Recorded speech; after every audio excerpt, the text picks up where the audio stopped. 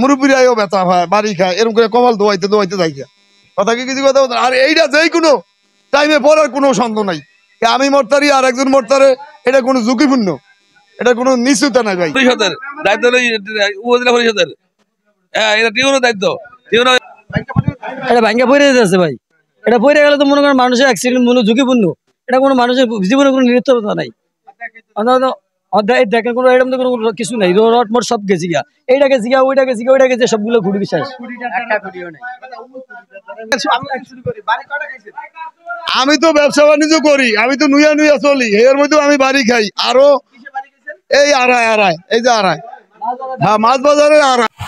যুগ যুগ ধরেই বৃষ্টি আসলে মানুষ আশ্রয় নেয় টল ঘর বা স্কুল ঘর বা মাদ্রাসার বারান্দায়। সেই টল ঘর যদি হয় মানুষের বিপদের জায়গা, অর্থাৎ কথায় আছে বাইরে দাঁড়িয়ে ভিজার দরকার নাই, ঘরে এসে গোসল করে যান, তেমনি একটি ঘর মাছের টলঘর মেহেন্দিগঞ্জ উপজেলার উলানিয়া ইউনিয়নে। বিপদের শেষ নাই মানুষের, তেমনি দেখারও কেউ নেই মনে হয়। সামরিক শাসন হোসেন মোহাম্মদ এরশাদের আমলে এই ঘরটি নির্মাণ করা হয়। প্রায় ৩০ বছর এভাবেই বেহাল দশা পড়ে আছে। কত সরকার গেল, কত চেয়ারম্যান আসলো গেল, কিন্তু এই ঘরের কোনো সংস্কারের কাজ নেই। অথচ বিখ্যাত বন্দর উলানিয়া বাজার এবং মাছের জন্য মেঘনার মাছের জন্য বিখ্যাত এই উলানিয়া মাছ বাজারটি, খুচরা বাজারে বিক্রি করার একমাত্র স্থান হলো উলানিয়া বাজারের এই মৎস্য বাজারে। কিন্তু এখানে দেখা যাচ্ছে এই বাজারটি একদম জরাজীর্ণ অবস্থা, একদম দেখছেন চতুর্দিক থেকে ভাঙ্গাচুরা, একদম বর্ষা আসলেই হয়তো বা সামান্য বাতাসই পড়ে যাবে। এই কেউ জানাচ্ছেন আরার সাথে বাড়ি খেয়ে মাথা ফুটে যাচ্ছে। আবার যারা মাছ ব্যবসায়ী তারা জানাচ্ছেন এবং স্বল্প খরচে পত্রিকা বিজ্ঞপ্তি দেওয়ার জন্য যোগাযোগ করুন 01718005381। একযুগ প্রিয় আপনাদের সেবায় দিগন্ত ইনফরমেশন মিডিয়া। তার আগর তো বলি আমরা, বললে আমরা কি করবো, এটা সরকারি জিনিস, সরকারি প্রতিষ্ঠান। বৃষ্টি বর্ষা হলে আপনারা এই মাছ বিক্রি করেন কিভাবে? এই কোনো রকম করতে হয়, ভিজা ভিজা বেচা কিনে করতে হয় আমাকে। বৃষ্টি বর্ষা আমাকে বেচতে পড়তে হয়।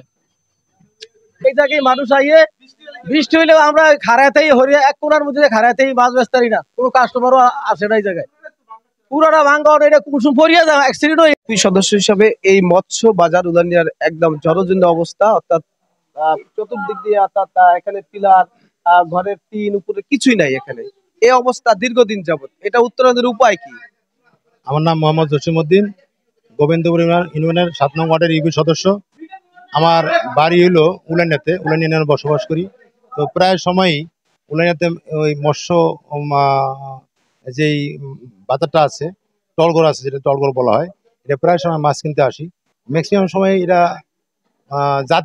জাতীয় পার্টির আমলে এরা মৎস্য মানে ইয়েটা করা টলঘরটা করা। আমরা মাছ কিনতে আসার যখন ঘরে ঢুকি তখনই মনে করেন নিচের খুঁটি ছোট হয়ে গেছে, অর্থাৎ হলো ভাঙ্গা নিসমিল ঢাইবিয়া গেছে, কিছুই নেই। যখন এনে ঢুকলেই আরার সাথে আমরা মাথায় টাক খাই।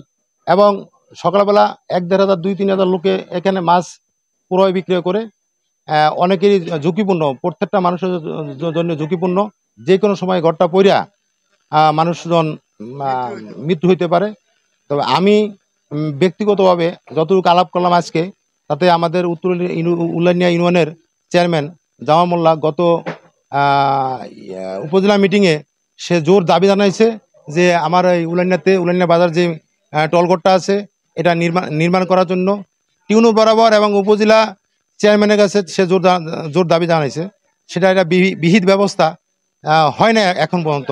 তো আমি আশা করব, আমি যেহেতু একজন আওয়ামী লীগের সাধারণ কর্মী, আমি আশা করব বাংলাদেশ সরকার জননেত্রী শেখ হাসিনা স্মার্ট বাংলাদেশ গড়ার লক্ষ্যে, অথবা ডিজিটাল বাংলাদেশ, তারপরে আসতেছে স্মার্ট বাংলাদেশ গড়বে, সেই প্রকল্পে উলানিয়া এই টলঘরের কোনো কাজই হইতেছে না।